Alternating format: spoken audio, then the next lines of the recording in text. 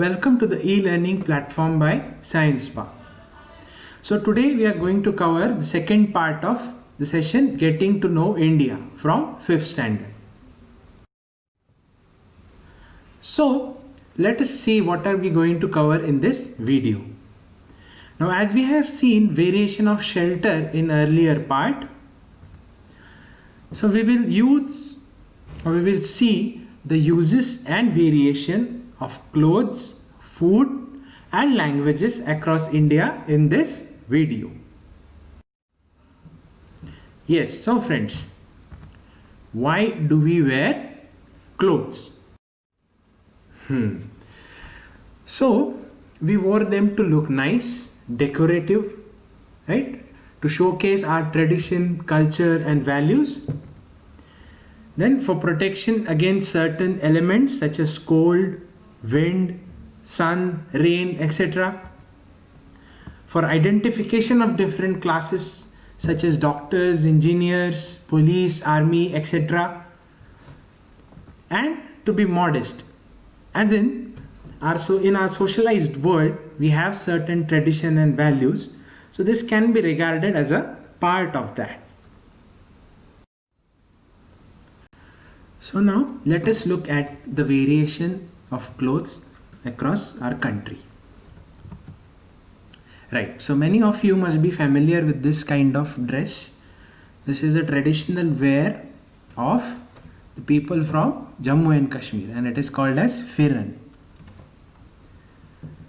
Now this is a very famous wear. Nowadays it can be seen by people wearing throughout the country, but its origin is from the state of Punjab and also called as Salwar Kameez.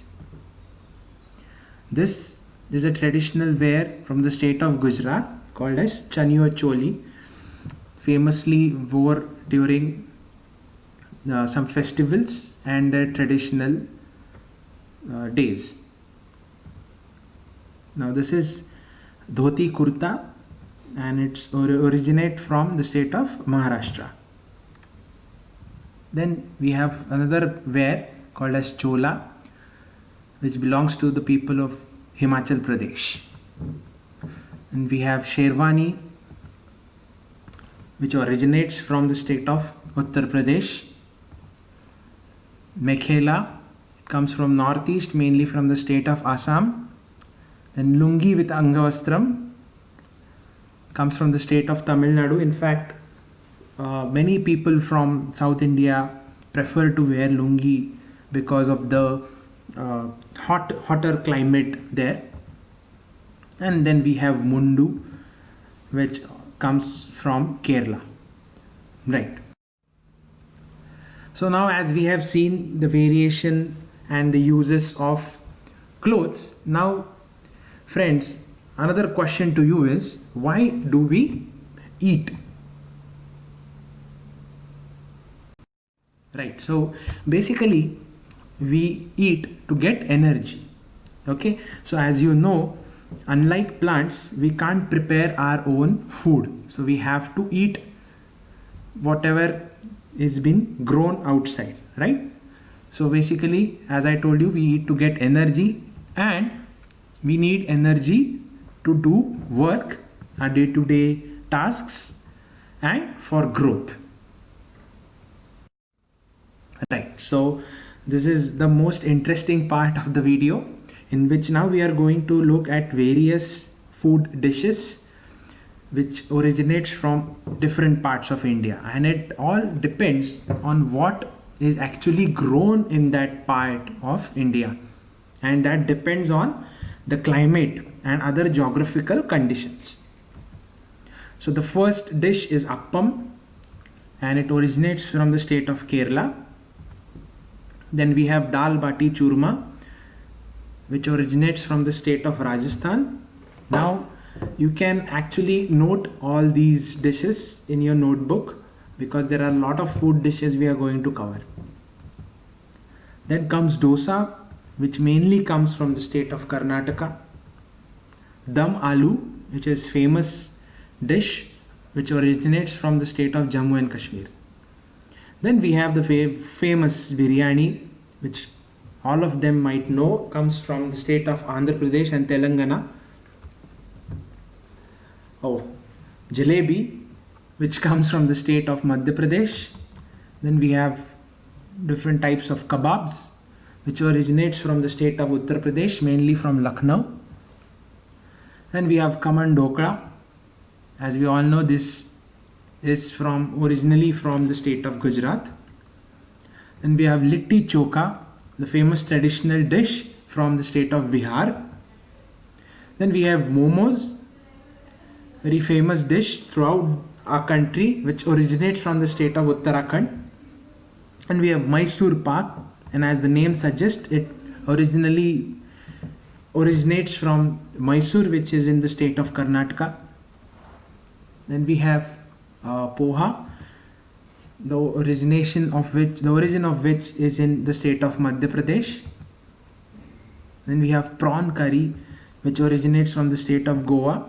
Now if you look at all these dishes, nowadays mainly we get these dishes everywhere, but it is famous from that region where it is originated, right? Like Puran Poli originates from the state of Maharashtra. Then we have Rasgulla, famous sweet dish from West Bengal. Sarson ka saag makke ki roti belongs to state of Punjab, and thali pit belongs to state of Maharashtra, right? So now here is a map representing different languages spoken in various states of India. So as you can see, there are lots of languages, right? And these are the main languages spoken in that particular state. But beyond that, there are still many languages and variation in those languages spoken across the states also. Now, as you can see, Hindi language is mainly spoken in a lot of parts of North India. But if you go to each and every state, you'll still find some difference in the language which is spoken there, right? So, from all these variations, we also came to know that there is a lot of, variation in every aspect of our life or in our day-to-day life. That is, we have a very diverse culture in our country. The main reason behind that is the geographical location and the climate which affects these things, right? Okay, so let us summarize the session. So first we have seen the different types of clothes, why do we wear them, the uses, then variation of types of clothes in different parts of India, then food, why do we eat them, and the different types of food dishes in various states of India. And then we have seen a map which represents the different languages spoken in various states. Right, so here are some questions. So kindly pause the video and write down the answers to these questions. Thank you.